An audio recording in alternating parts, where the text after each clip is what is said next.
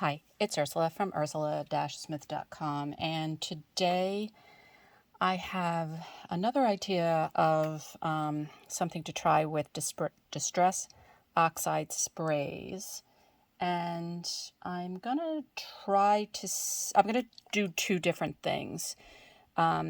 So I'm gonna try and spray two pieces of paper and then get my rest of my supplies and give my ideas a shot. So all I'm doing is spraying Distress Oxide Spray in pine needles on my background. And I'm going to go off and get my other supplies, and when I do, I will be back. Okay, I am back, and so I have one sheet or piece of cardstock covered with Distress Oxide Spray in pine needles. And I just grabbed a stamp and I'm gonna spritz it with water.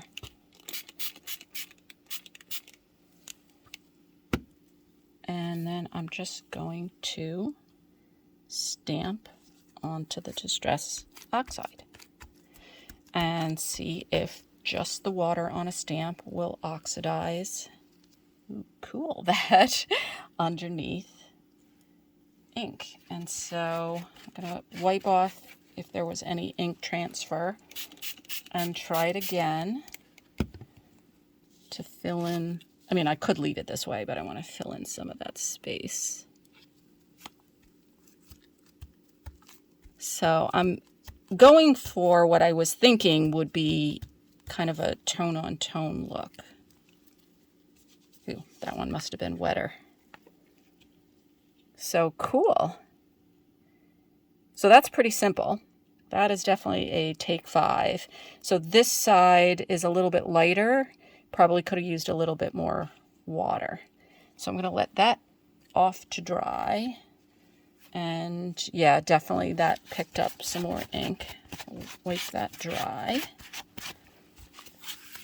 And then I only have one other piece of paper, but I actually had two thoughts. So I'm going to see if I can do half in one and half of the other. So I'm wondering what will happen if I was trying to decide if I wanted to do ink or spray. So I think I'm going to just do spray. So I'm going to go off camera so I don't get it on my piece of paper and just spritz my background stamp. And I just want to see if this is going to oxidize or not.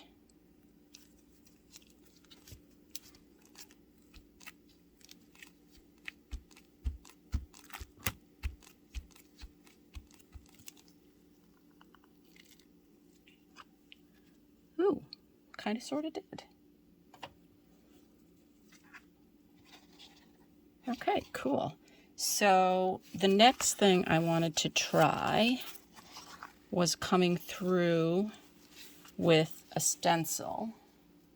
So to that end, let us bring, how do I want to do this? I don't want to get the piece I just stamped, so let's do this. I'll cover that up. And again, rather than using a color like I normally do, I'm just going to spritz through the stencil with water. And again, to see if we get that more tone-on-tone look.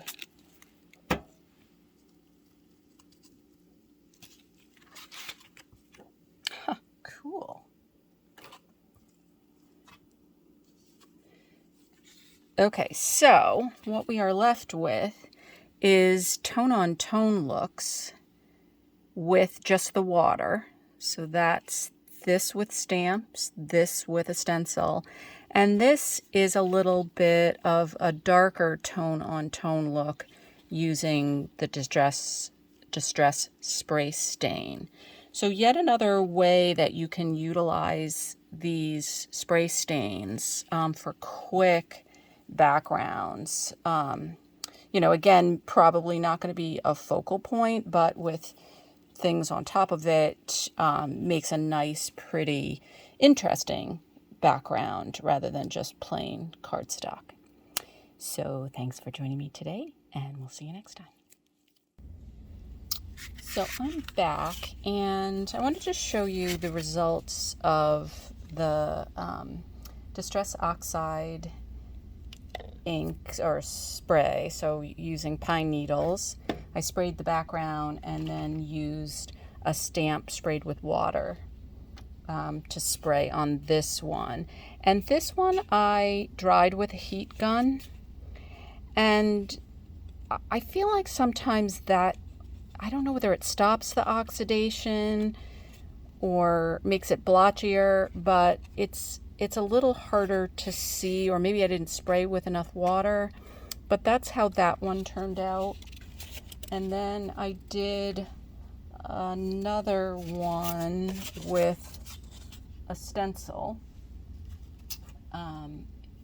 Actually, I used a different, or maybe it was the same stamp. I think it was the same stamp, but I used Distress ink, or actually, sorry, I was going to use the ink. I decided to use just spray stain in pine needles.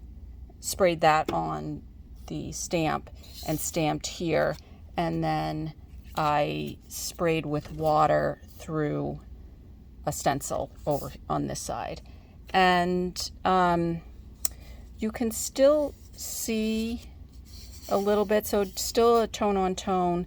This I was drying with the heat gun, and it was starting to come out like this, where it was harder to see.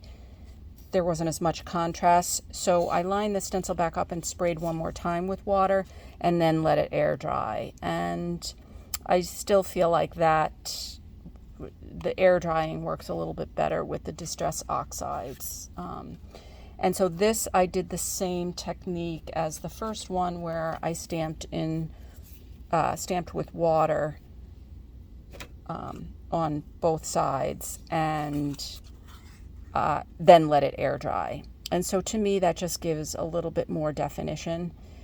And so the slower oxidation, I'm not really sure why. More water soaks in and does its thing before it evaporates off with the heat gun. But in any event, I definitely like that way better. So it's a quick take 5 to do a nice soft tone-on-tone background. But in my mind, I would just set it aside to dry and then come back an hour or two later, or overnight, whatever, and then you have a nice, soft, pretty background for your projects. So thanks for joining me, and we'll see you next time.